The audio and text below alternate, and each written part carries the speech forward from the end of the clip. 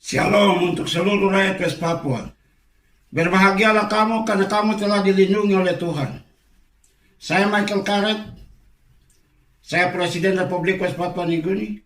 Saya memberikan salam damai kepada seluruh rakyat West Papua. Bersiap-siaplah kamu untuk menerima kemerdekaan. Indonesia memberikan kata-kata yang bermacam-macam. Kami bukan rakyat Indonesia, kami bukan bagian daripada negara Indonesia. Usaha-usaha Indonesia untuk mendudukkan militer dalam program otonomi, dalam kegiatan apapun yang mereka lakukan adalah suatu yang sia-sia. Kami bukan orang Indonesia, kami adalah orang Negroid, orang Melanesia, orang Papua, kami bukan orang Indonesia. Dasar hukum banding untuk pengakuan negara merdeka West Papua Nugini. Pertama, bahwa semua orang di dunia memiliki hak untuk menentukan nasib sendiri. Hal ini diakui oleh Piagam Pendiri Perserikatan Bangsa-Bangsa dan dalam Deklarasi Hak Asasi Manusia Perserikatan Bangsa-Bangsa termaksud Konvenan Hak Sipil dan Politik, Konvenan Hak Sosial, Budaya, dan Ekonomi, Hak atas Pembangunan, dan Masyarakat Adat yang sekarang berkembang. Hak semua instrumen Perserikatan Bangsa-Bangsa ini mengakui hak untuk menentukan nasib sendiri sebagai hak dasar yang mendasar bagi keberadaan dan realisasi semua hak lainnya. Hak dasar untuk menentukan nasib sendiri juga secara eksplisit diatur dalam Deklarasi Universal Hak Asasi Manusia dan Konvenan Internasional tentang Hak Ekonomi, Sosial, dan Budaya. Yang kedua, hak West Papua Nugini untuk menentukan nasib sendiri dan kemerdekaan dan menyerukan pengakuan negara merdeka Republik West Papua Nugini yang diproklamasikan pada 27 November 1997 di kantor Presiden Parlemen Eropa di Brussels, Belgia, berhak atas penentuan nasib sendiri didasarkan pada persyaratan Resolusi 1514 dan Resolusi 1541 Deklarasi tentang pemberian kemerdekaan kepada negara-negara dan rakyat terjajah. Resolusi 1541 Majelis Umum Perserikatan Bangsa-Bangsa memberikan kriteria untuk menentukan mereka yang berhak atas hak untuk menentukan nasib sendiri, sementara Resolusi 1541 mengatur dari cara dan kondisi di mana penerimaan hak untuk menentukan nasib sendiri di bawah 1541 harus menggunakan hak itu. Resolusi 1541 hak untuk menentukan nasib sendiri memberikan 3 kriteria utama untuk menentukan penerimaan hak, yaitu pertama, wilayah tersebut harus secara geografis terpisah dari negara penjajah. Kriteria ini juga disebut sebagai pemisahan air biru atau laut biru. Berikut yang kedua, orang-orang harus berbeda secara etnis atau budaya dari negara penjajah. Dan ketiga, orang atau wilayah kemudian harus terbukti menderita diskriminasi secara sewenang-wenang, ditempatkan dalam situasi subordinasi, artinya mereka diperlakukan secara berbeda oleh pemerintah yang berwenang ke bagian lain wilayah dan berbeda dalam situasi status yang kurang berkembang dan lebih rendah, yaitu menderita eksploitasi dan diskriminasi. Resolusi 1541 lebih lanjut memberikan 3 pilihan bagi orang-orang seperti itu dari wilayah pemerintahan sendiri dalam mengejar penentuan nasib sendiri. Mereka dapat memilih untuk pertama, menjadi negara merdeka penuh. Yang kedua, memilih untuk asosiasi bersama dengan kekuatan kolonial, misalnya Pulau Cook dan Selandia Baru. Berikutnya, memilih untuk integrasi, misalnya Cocos Keeling Islands dengan Australia. Resolusi 1541 mengatur antara lain bahwa pertama, wilayah integrasi seharusnya telah mencapai dan tahap selanjutnya dari pemerintahan sendiri dengan lembaga-lembaga politik yang bebas, sehingga rakyatnya akan memilih kapasitas untuk membuat pilihan yang masuk akal melalui proses informasi dan demokrasi. Prinsip 9. Berikutnya, integrasi harus merupakan hasil dari keinginan yang diungkapkan secara bebas dari orang-orang wilayah yang bertindak dengan pengetahuan penuh tentang perubahan status mereka. Keinginan mereka telah diungkapkan melalui proses informasi dan demokrasi yang dilakukan secara tidak memihak dan berdasarkan pada permukaan universal Perserikatan Bangsa-Bangsa, dapat bila dianggap perlu mengawasi proses di sana. Prinsip 8. Dan yang berikut, semua tindakan bersenjata atau tindakan represif dari segala jenis yang ditunjukkan terhadap orang-orang yang bergantung harus dihentikan untuk memungkinkan mereka menggunakan secara damai dan bebas hak mereka untuk menyelesaikan kemerdekaan dan integritas wilayah nasional mereka harus dihormati. Pasal 49.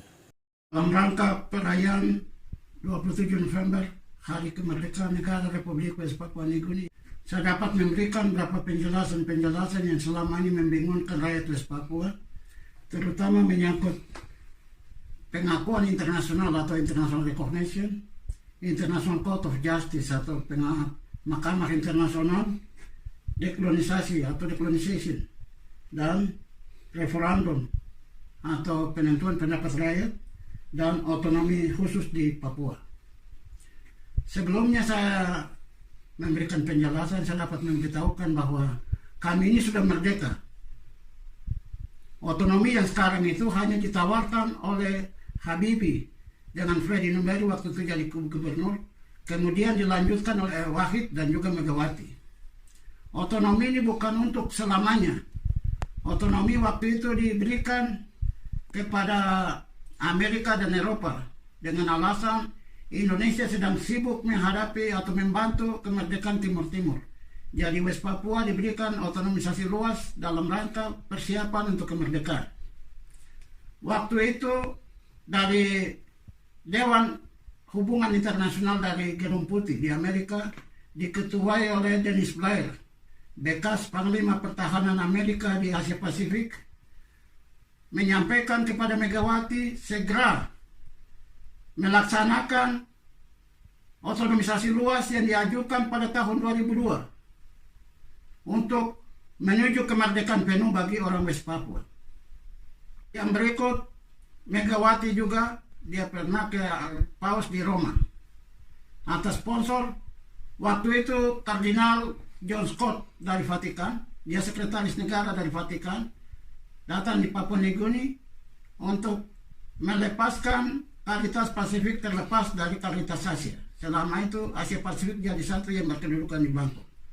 Dan waktu itu saya diundang sebagai presiden dari National Congress mewakili West Papua Nugini, dan yang kedua Gubernur Father John Momes dari Bougainville.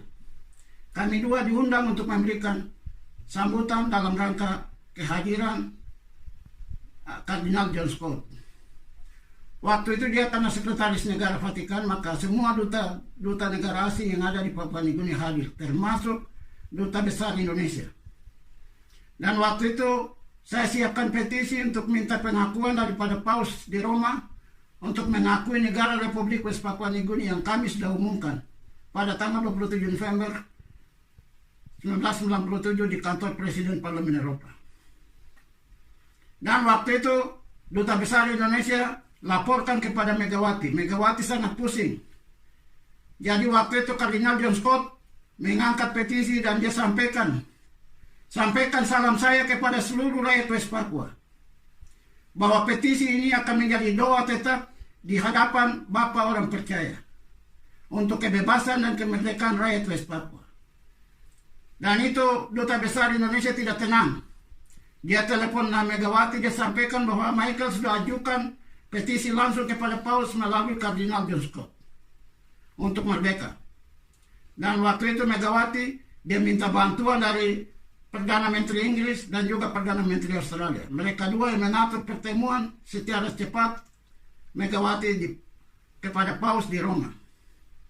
Dan pertemuan Megawati dengan Paus, dia menyatakan kepada Paus bahwa Indonesia sedang sibuk membantu Timur Timur untuk merdeka. Kemerdekaannya sedang diatur. Oleh karena itu West Papua diberikan otonomisasi luas. Jadi sebagai persiapan untuk merdeka. Hari ini kamu lihat bahwa otonomi yang diatur oleh Indonesia sebagai persiapan untuk kemerdekaan ini tidak benar. Hanya 2 provinsi. Jadi waktu Megawati dia memberikan provinsi Papua Barat. Tetapi SBY naik jadi presiden, dia kembali lagi kepada satu kebijaksanaan itu hanya 1 provinsi. Tetapi Papua Barat sudah terbentuk, makanya tidak lagi dicabut. Sedangkan menurut Freddy Numberi pertama kali itu provinsi harus 9 atau 10. Dan berapa orang di Papua Nugini yang ditawarkan untuk menjadi gubernur bersama mereka yang ada di Papua. Jadi memang wilayah administrasi dari provinsi-provinsi yang disiapkan kelihatannya belum. Yang kedua, kabupaten-kabupaten sudah dibuka. Namun tidak diatur secara baik. Undang-undang kepegawaian yang mengatur tentang level-level jabatan yang memangku jabatan tertentu dalam bidang di tingkat kabupaten maupun di tingkat provinsi tidak ada undang-undang yang mengatur. Jadi kelihatannya sangat kacau. Dan kesempatan otonomi yang ditawarkan ini, maka Indonesia juga di berbagai provinsi, di Sumatera, di Kalimantan, di Jawa, di Sulawesi, di semua banyak provinsi yang baru terbentuk akibat daripada perubahan politik West Papua ini. Oke, hal yang berikut, tenaga-tenaga muda atau pelajar-pelajar atas desakan Amerika dan Eropa untuk Indonesia segera keluarkan putra-putri Papua untuk belajar di luar negeri, untuk kembali untuk persiapan kemerdekaan West Papua. Hanya sedikit orang West Papua yang dikirim keluar, yang banyak adalah pemuda-pemuda Indonesia. Baik di Belanda, baik di Jerman, baik di Amerika, baik di Australia, New Zealand, banyak yang ada orang-orang Indonesia, bukan lagi orang West Papua. Selain itu, jabatan-jabatan tertentu dari kepolisian, dari tentara, dari kehakiman, dari kejaksaan, jabatan-jabatan tertentu ini tidak dipasang orang-orang West Papua. Bagaimana kami mau mempertahankan otonomi sedangkan persiapan saja Indonesia tidak mempersiapkan. Dan ini menjadi bukti bahwa Indonesia hanya terus untuk menjajah. Dia hanya menggunakan kesempatan untuk curi kekayaan yang ada. Berapa banyak uang yang dia ambil selama 20 tahun lebih dalam menjalankan program otonomi, mulai terhitung tahun 99. Jadi West Papua, rakyat segera sadar, baik gubernur, baik bupati, segera mesti sadar. Dan tidak boleh lagi ingat untuk kepentingan pribadi dan mengorbankan rakyat. Hidup dalam kemiskinan, hidup dalam penipuan, hidup dalam ketakutan karena intelijen dan tentara Indonesia menakut-nakutkan orang Papua. Ya. Yang berikut saya mau berbicara tentang dekolonisasi. Soal dekolonisasi yang kelompok lain UNP ada kampanye sampai macam-macam di PB sana. West Papua tidak ada dalam panitia dekolonisasi. Panitia dekolonisasi ini dibentuk setelah adanya Perang Dunia Kedua. Perang Dunia Kedua ini Amerika dan Eropa sadar untuk menghargai hak bangsa pribumi di seluruh dunia untuk berikan mereka kebebasan untuk merdeka.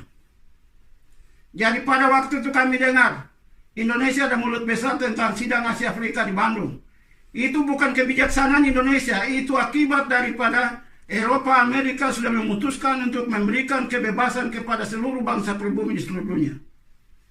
Ya siap kami di Pasifik, waktu itu yang siap merdeka adalah Netherlands Nihonia atau West Papua yang sekarang kami bicara. Yang berikut adalah Fiji oleh Inggris, Tonga juga oleh Inggris, kerajaan Tonga. Jadi kerajaan Tonga dan Fiji merdeka, sedangkan West Papua ini akibat kepentingan politik atau intervensi politik yang dimainkan oleh Soekarno. Bukan hanya intervensi tapi invasi juga. Merebut wilayah. West Papua ini sudah jadi negara sendiri yang diakui oleh pemerintah Belanda tetapi direbut. Dan makanya dia keluarkan komando, 3 komando rakyat atau Trikora. Trikora ini siapa sebenarnya? Rakyat siapa yang memberikan komando kepada Soekarno untuk melakukan komando ini? Itu hanya kemauan Soekarno sendiri, bukan orang West Papua tidak pernah terlibat dalam komando ini. Ya, begitu juga pemaksaan Soekarno menggunakan tambang Freeport, menawarkan Rusia untuk memberikan senjata, memberikan keuangan untuk melawan Belanda, untuk merebut West Papua.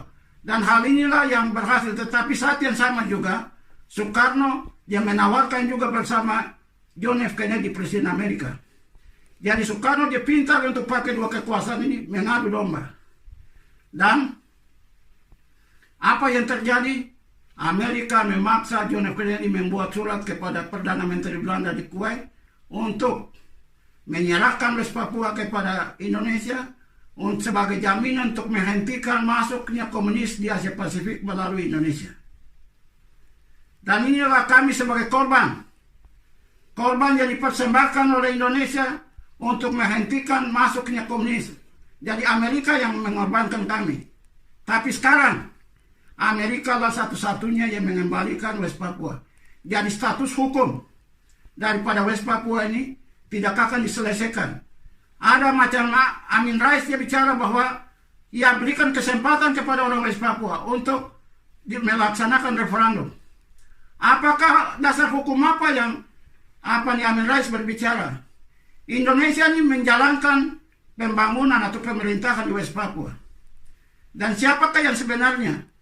Jadi Indonesia tidak pernah mendaftar. Kalau Indonesia melaporkan kembali ke PBB sesuai dengan mandat yang diberikan kepada Indonesia selaku mandataris pembangunan di Irian Barat atau di Irian Jaya atau di Papua atau nama apa yang sekarang disebut, itu dia harus wajib melaporkan perkembangan kemajuan pembangunan. Yang terakhir, dia hanya tinggal untuk mengaku untuk kemerdekaan. Bukan lagi dia mau mengatur untuk referendum, tidak. Timur-Timur dilaksanakan referendum karena Portugis menitipkan Timur-Timur ke PBB atau Perserikatan Bangsa-Bangsa. Makanya ada referendum. Tapi kami West Papua dalam resolusi 1541 hak untuk menentukan nasib sendiri atau right to self-determination. Makanya atas dasar itu setelah rakyat Kongres pertama yang didirikan oleh orang Papua Barat atau Organisasi Papua Merdeka atau OPM, mereka memilih saya selaku presiden daripada Kongres. Maka atas nama rakyat West Papua, setelah saya diundang oleh Presiden Parlemen Eropa, saya siapkan proklamasi untuk menyatakan atas nama rakyat, kami menyatakan merdeka dan terlepas dari Indonesia. Jadi saya sudah atas nama rakyat sudah umumkan, bangsa itu berhak untuk menentukan, bukan dipaksa. Entah secara damai lewat proklamasi, entah dengan jalan kekuatan militer, atau dengan jalan apa kami menyatakan diri untuk merdeka. Itu hal yang paling utama. Ada juga yang menyatakan diri untuk berasosiasi. Ada juga Indonesia menyatakan bahwa tahun 69 itu West Papua menyatakan diri untuk integrasi. Apakah betul kami menyatakan diri untuk integrasi di Indonesia? Istilah integrasi ini tidak benar. Dan inilah orang Papua mesti mengerti supaya jangan kami ditipu ke sana kemari.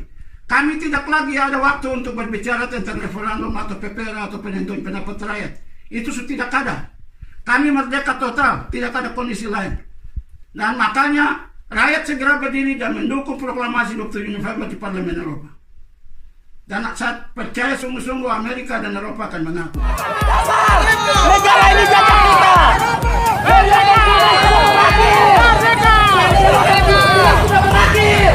Kita sekarang mau tuntut kemerdekaan.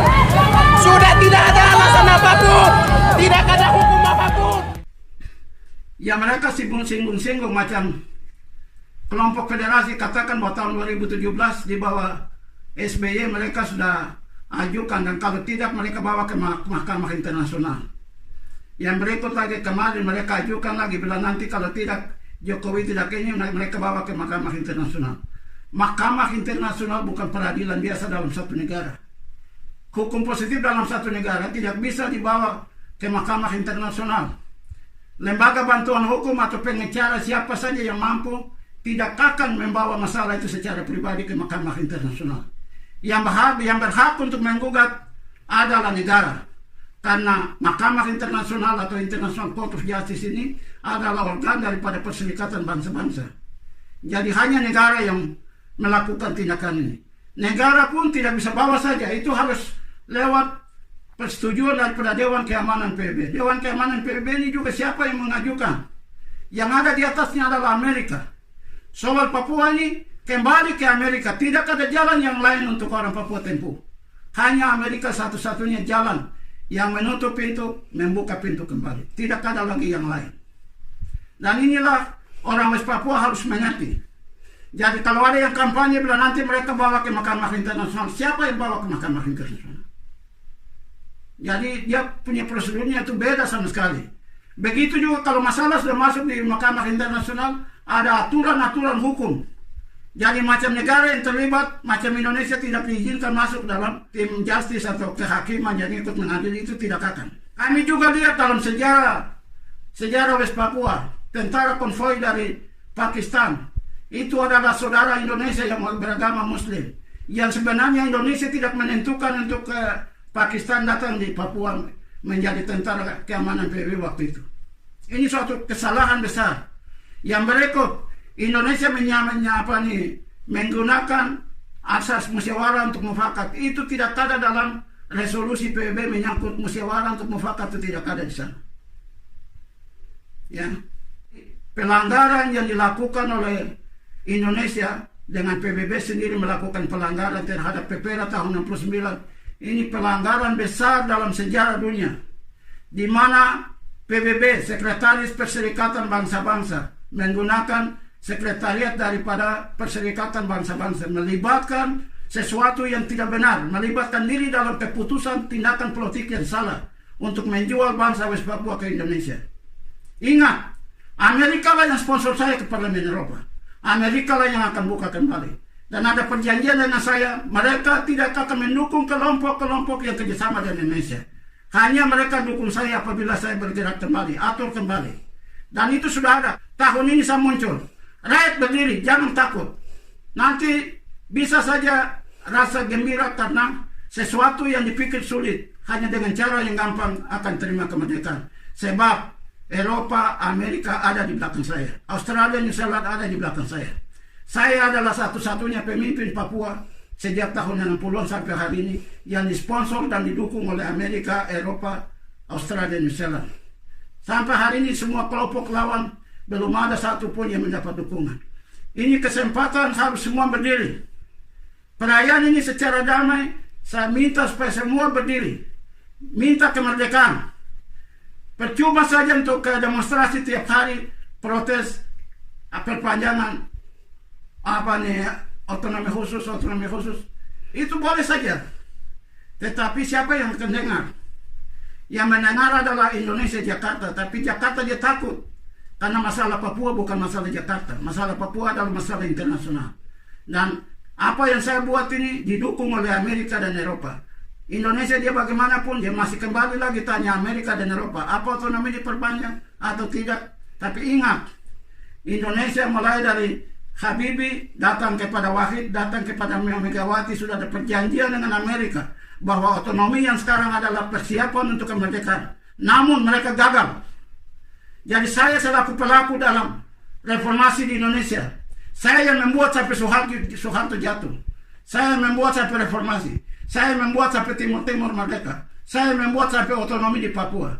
Semua itu saya, dan sekarang saya muncul kembali. Apa yang saya buat, apa yang saya bicara ini, saya sudah informasikan kepada Amerika dan Eropa tentang tindakan yang sekarang. Rakyat mesti berdiri. Jadi tentang otonomi saya sudah bicara bahwa sudah berakhir. Otonomi ini bukan otonomi yang terus mau perpanjang jilid sampai 100 jilid juga tidak. Otonomi ini sudah mesti berakhir. Tidak lagi orang Papua. Sebab kenyataan dalam otonomi 20 tahun lebih, rakyat Papua tidak dibangun. Pembangunan itu bukan infrastruktur. Pembangunan itu bukan apa saja, tetapi yang menjadi sasaran utama pembangunan adalah manusia. Manusia dibiarkan terlantar. Sampai hari ini rakyat tuntut untuk hentikan otonomisasi khusus ini, dihentikan. Dan pemerintah di Jakarta berpikir bongkar pasang ke sana kemari.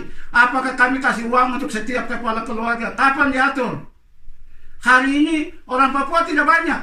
Mengapa tidak diatur? Hanya bicara manis-manis untuk kasih enak orang Papua, tapi tidak ada. Dan orang Papua sekarang mesti berdiri. Bersorak-soraklah kamu, sebab kamu sudah dekat. Kemerdekaan sudah dekat. Tuhan adalah pelindung. Tuhan yang memberikan jalan. Dan telah terbukti bahwa Soeharto membentuk kekuatan militer begitu hebat. Tapi lewat lindungan Tuhan, OPM berhasil di mana-mana. Dulu OPM tidak ada senjata, sekarang di Wamena, di Panyai, di Pegunungan Bintang ada senjata yang namanya OPM pegang. Dulu orang Papua tidak ada di luar negeri, sekarang banyak orang di luar negeri.